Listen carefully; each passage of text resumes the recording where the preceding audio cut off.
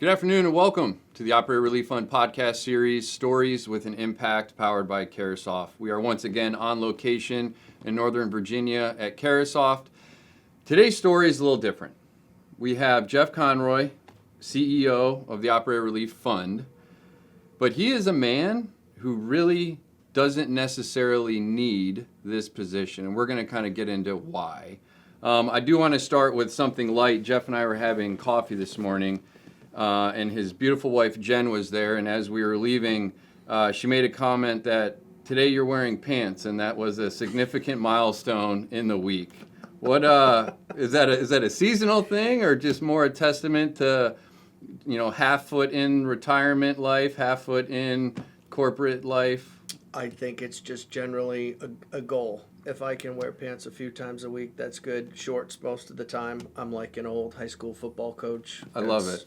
That's the goal. I had a football, so I was the water boy, true story, in high school, or in middle school I was the water boy for the high school football team.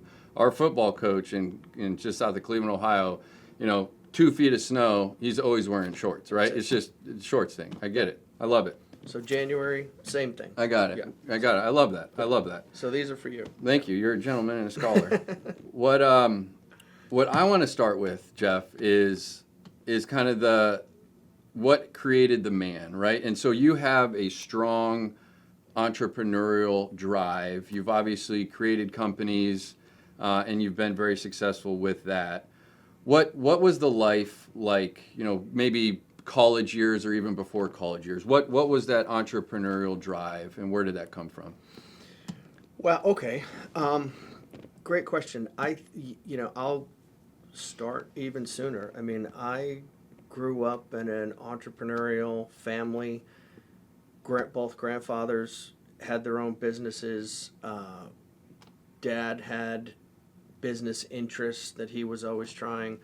My mother had her own law firm. And so, the messages from the earliest days were you can do anything and you can be in control of your future. Sure. And so those started kind of at home.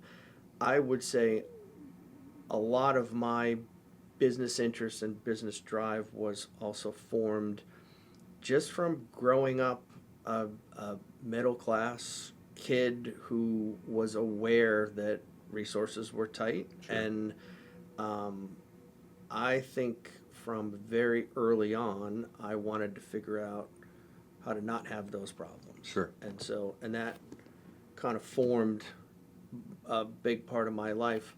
Started business activities in college, and whether it was selling T-shirts or attending bar, the ability to create cash flow Sure. quickly Sure. becomes a superpower.